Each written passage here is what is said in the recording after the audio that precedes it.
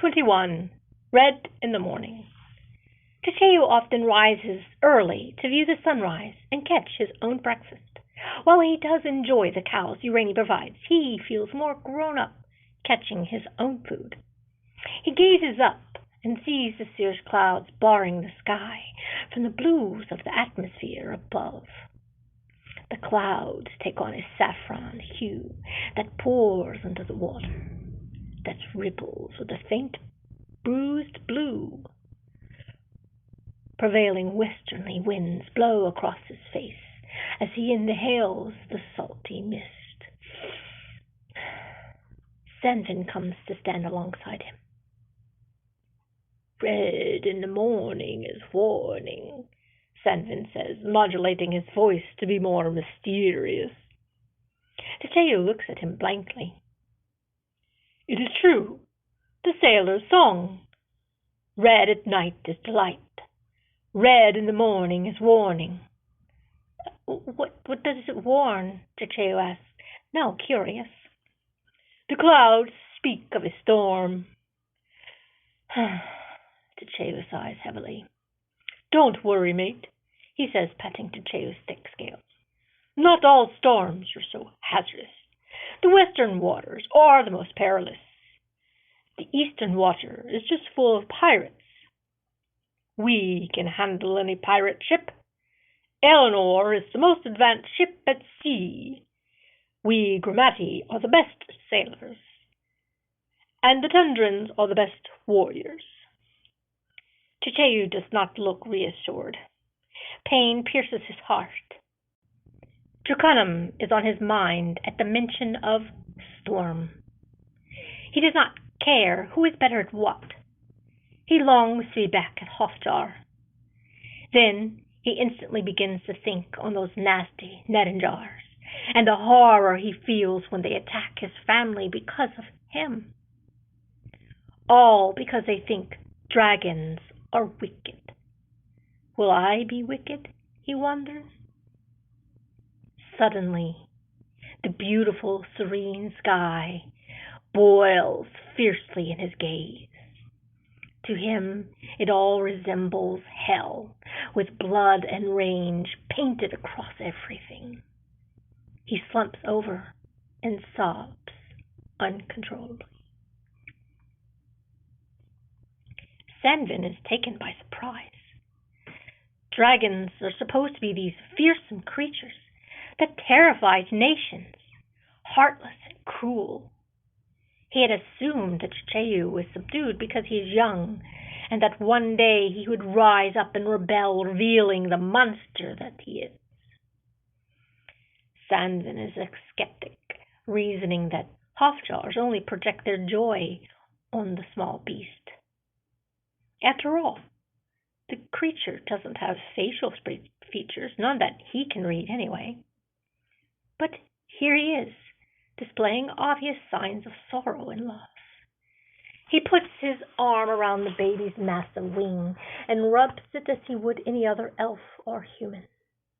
He goes on until the sobs become stifles, then silence. As silence rides on, the clouds lower in the morning's passage.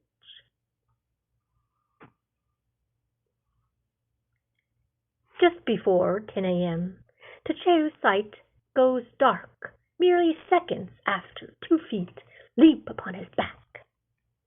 2 hands rest over his eyes. It is a game they have played a dozen times. Takeo rises into the air in a burst, urging the hands to move and find a better grip. He turns towards the ship to view the elves he knows are there. They are all hidden except for the one on his back. "It's not Maple!" Takeo declares, excited. "Ah, Mountain's breath!" Maple exclaims, stepping out from behind a date tree.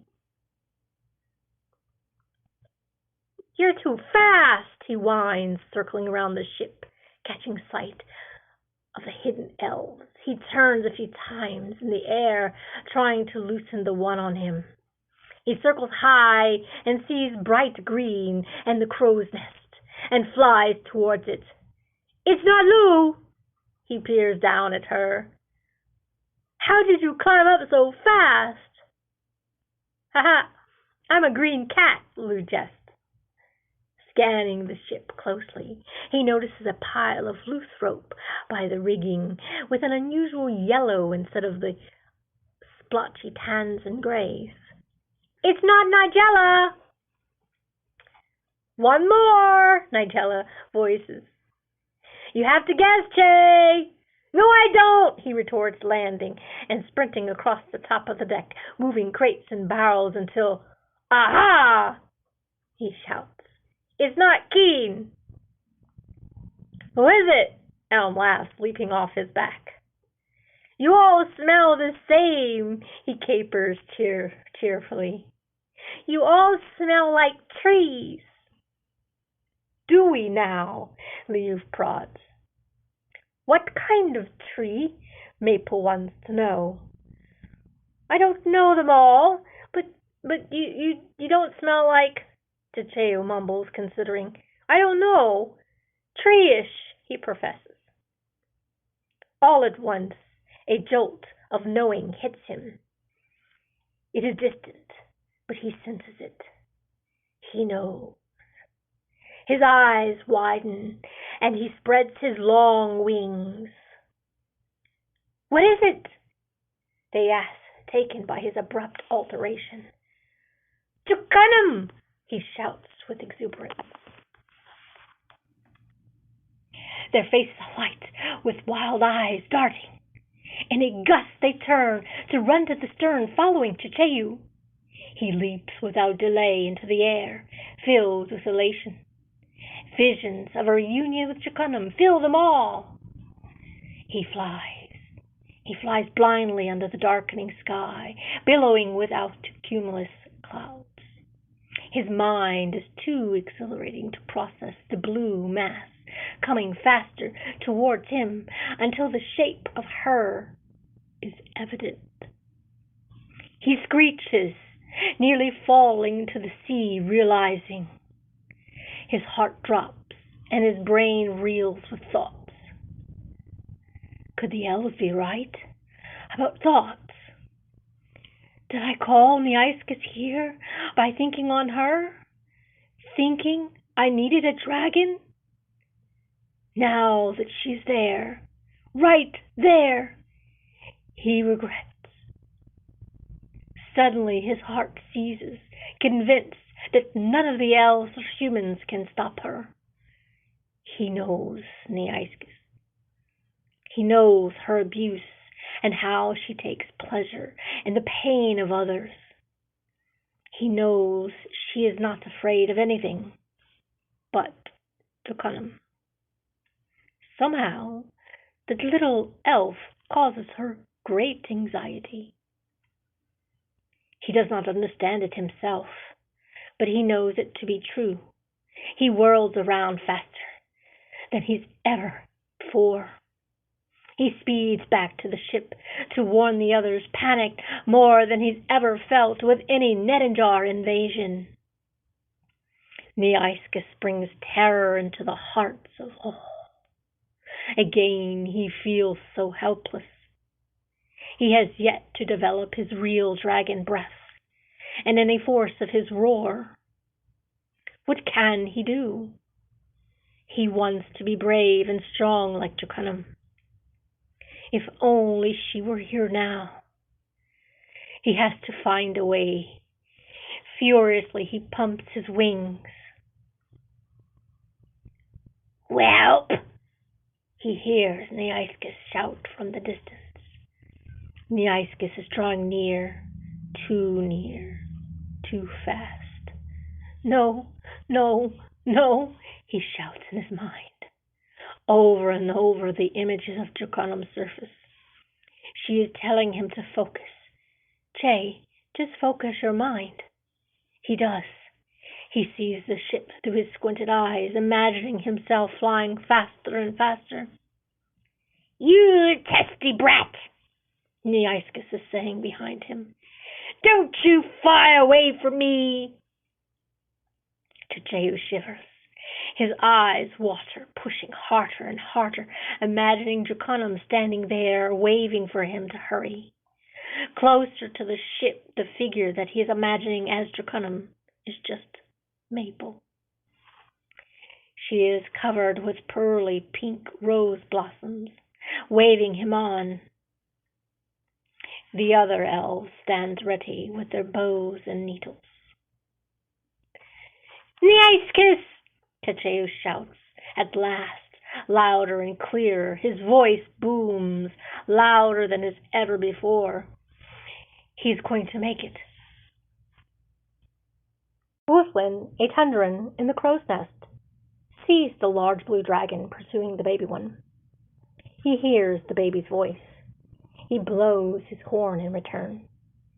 The ship erupts in a moment as men run about readying their personal crossbows, the ballistae, and heating pitch and rosin for the catapults. Buckets of water are created and lined up. It is quite impressive how well organized and efficient they are. Uranie is renowned for being well calculated, but she is also pliable. In this particular occasion, being impromptu, her logical response, she impressively authorizes the first strike. Her left hand rests on the pearl pommel of her sword. Strike! Give no leeway! Wolflin blows his horn again in 2 short bursts. Men line the deck with their crossbows raised, while the ballistae launches spears, and torches are lit for the pitch, loading the catapults. No! Leo shouts regarding the men. Then her eyes meet Uranie's. You're going to shoot Techeus, she pleads. Stay here, Maple tells her. I'll go talk some sense. Kindly, you are our best shot, so shoot. Leo understands and waits until Nyaskis is in proper distance. The others, too, stand fast. She glances at Elm, who seems to know what she is thinking, and he nods in return. Maple prances over to Uranie, under the sounds of the rhythmic clanks, grinding and slapping of planks of Uranie's machines. The wind begins to pick up, joining the festivity of men heaving, pulling, and hauling. She can hear the elves' arrows being set free. She reaches Uranie and places her hand on her hip. Excuse me, Captain, Uranie, but Techeus is out there. He might be struck. Uranie does not turn to face Maple. Her eyes remain tersely fixed on the dragons. I can't afford a dragon assault, she states flat. This trip is about keeping the baby dragon safe, Maple points out, modulating her tone for politeness. Inside, she wishes to scream at Uranie. Her face twitches, uncontrolled. I handpicked these men. They know what they're doing.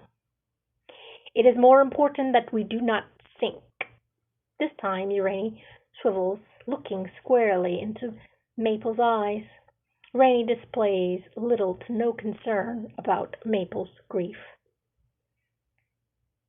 Maple discerns a bulwark behind those eyes. She ceases to argue. Instead, she storms off, feeling her and the others disturbingly are vulnerable without Draconum.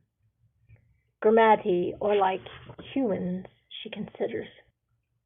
Now her concern is to keep her group alive in case of would-be accidents. A large spear flies overhead to Leo's keen eyes. Its projection is dangerously close to Techeus. Spear right, she shouts, exhaling while letting her arrows fly. The others follow her lead. They watch the spear is set off course, but Techeus dives down into the waters below. Seconds later, Nyaskis dives in pursuit.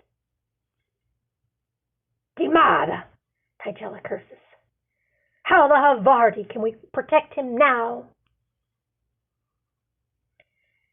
We hope he knows what he's doing, Tilatani comments. He has inaudibly slipped up behind them, with his longbow in hand and a pearl-handled sword on his hip. He can't know what he's doing, Keen retorts. He's just a baby. How many cycles? Tilatani wants to know.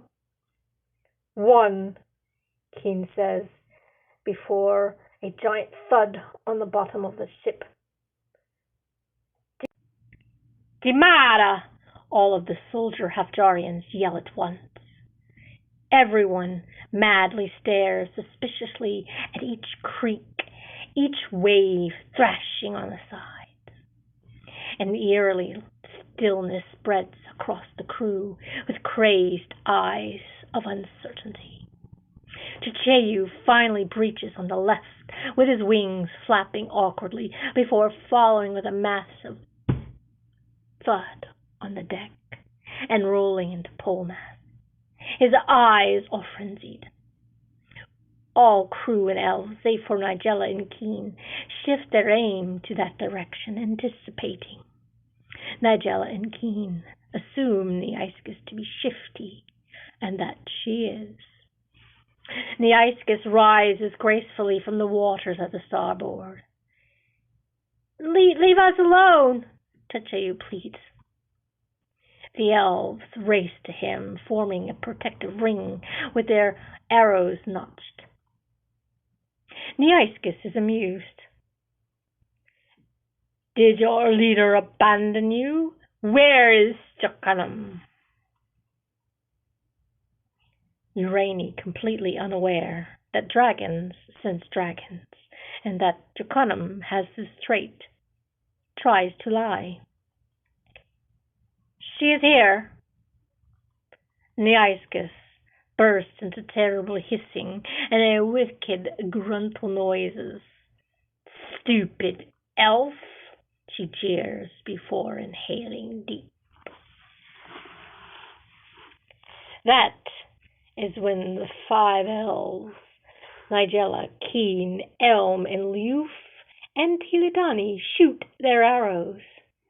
It is odd that this Grimati is shadowing the Hafjarians, but they make no mention of it. His arrows, coupled with their, pierce the back of her throat, all the same. Pained and infuriated, Neaiscus roars, forcing them to the side of the deck, smashing against each other and random objects about the ship. She stretches her wings to fly higher. She finds that strange vines are holding her anchored. Each motion and twist seems to ensnare her more. Raskati Farzer! Neaiscus shouts, in a berserker rage to break the vines that extend from the post above the crow's nest. A crew launches a fruitless assault with crossbows. The Hafjars and Tilatani wait and shoot only when she opens her mouth and directly into the soft tissue, hoping to thwart her breath. The crow's nest cracks and breaks, coming down with a hard crash. The thick vines, too, snap. Thunder and lightning stir close by, and the rain begins to fall. Neaiscus again tries to bring down the fire, only to find sharp needles thrust in the back of her esophagus with jolting pain. Regardless, she storms down her fire before flying off a few miles.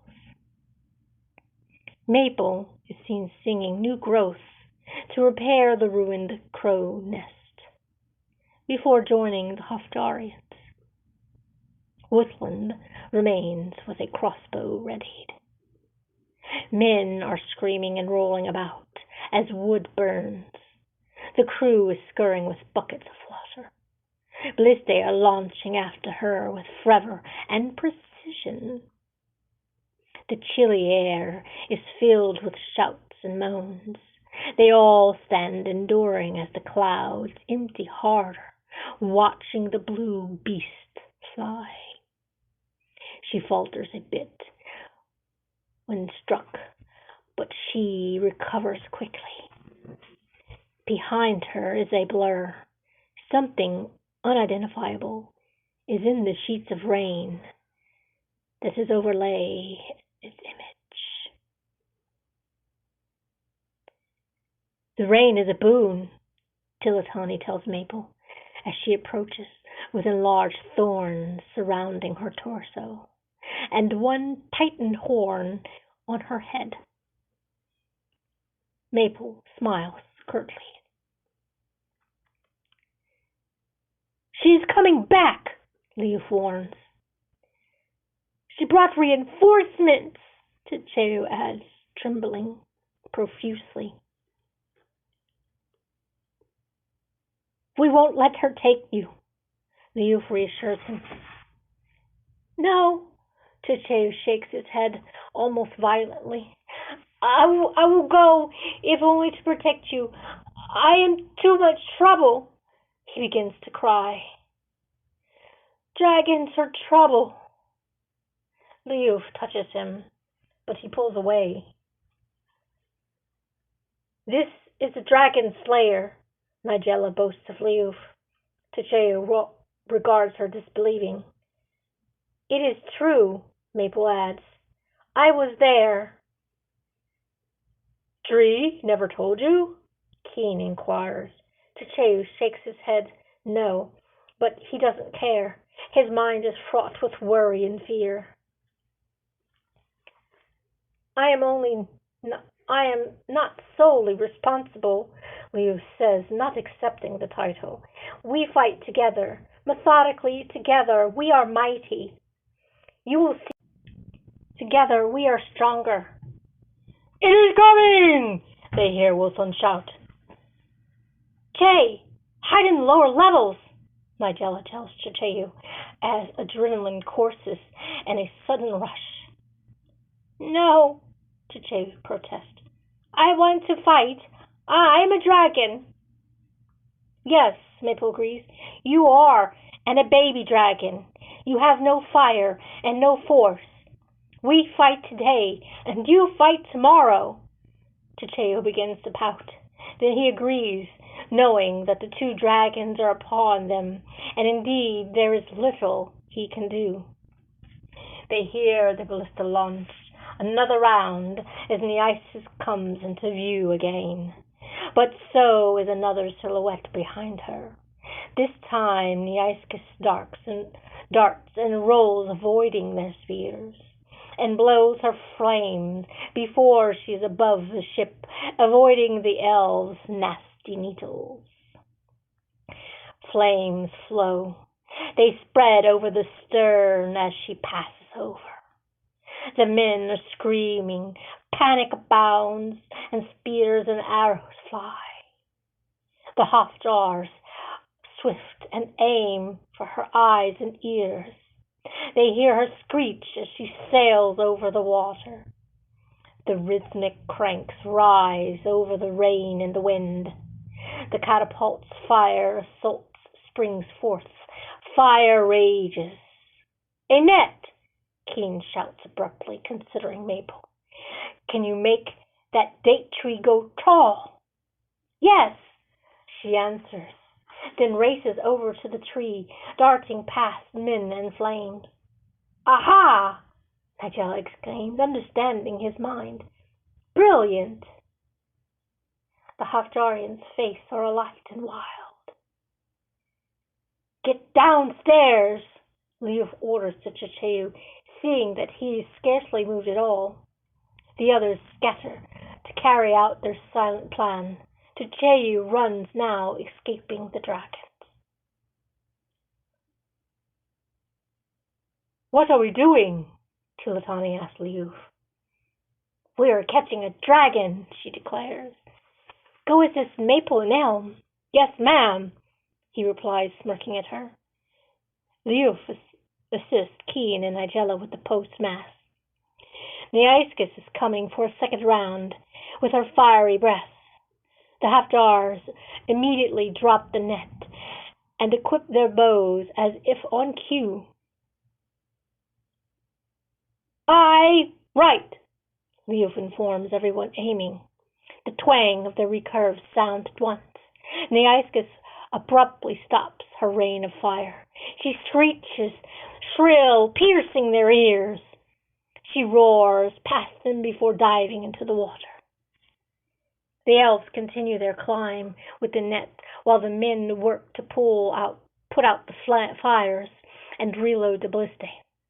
Past Wulfstan, they climb.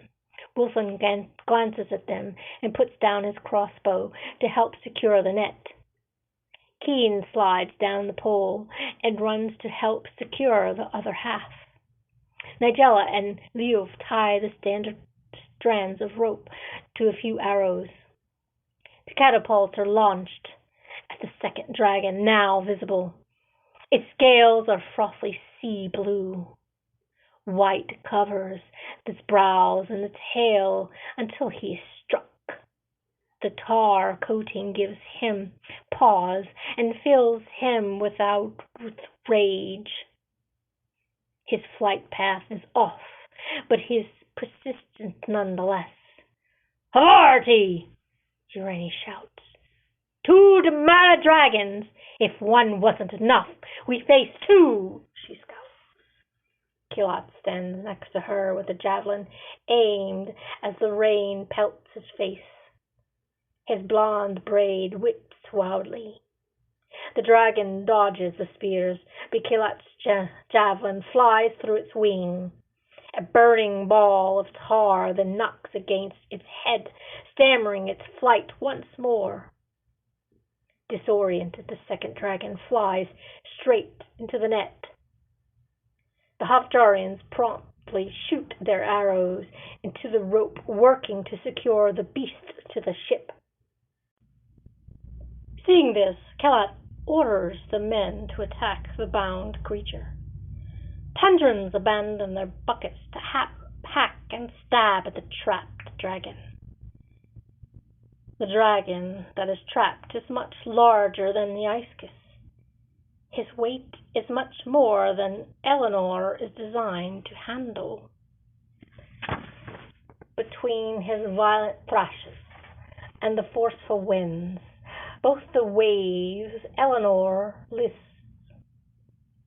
Maple uses her thorny vines to wrap around its massive neck when it opens its mouth to torch its captors. The Hafjarians again shoot into the throat. His breath is stifled momentarily as he winces in pain, but he forces his fire despite the hail of arrows. Unlike the Tundrans who drop down in the flame, the wood layers of their armor seems to resist. Tilatani's leather burns considerably, but he himself seems unaffected.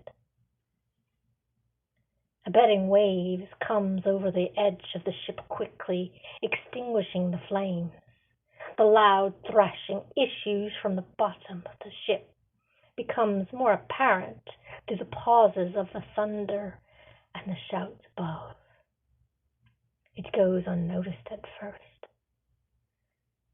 but now it is a glaring source of terror. Uraine orders a group of men to go beneath, equipped with rope, spears, and bladders, to deal with the dragon below. With dread in their eyes, they go. The ropes on the beast are now ridden with holes, and Maple's vines cannot hold fast enough to keep him contained any longer. The livid dragon frees a wing, then his head snaps up unhindered. Spears and arrows strike randomly beneath his scales. His head tilts downward as he rises. The Hafjarians are not in position to mute his roar. When his final wing comes loose, he lets loose his flames upon the deck. They pour and roll, setting it ablaze. He rises. The flames rise. Desperate, the Hafjarians shoot towards his throat again. The weight is lifted, allowing Eleanor to stabilize. Ballista go wild. Neiscus breaches. Both dragons circle together in the gray clouded skies. The rain falls in sheets.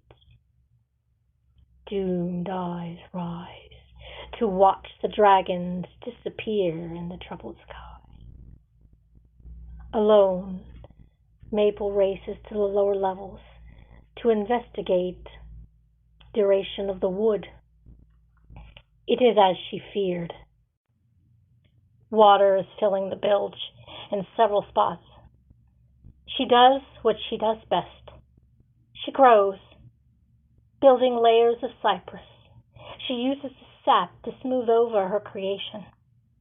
Techeyu has followed her, having nothing better to do. Together, she and Techeyu work tirelessly. Maple sings the wood into action, and he sucks up the water into barrels.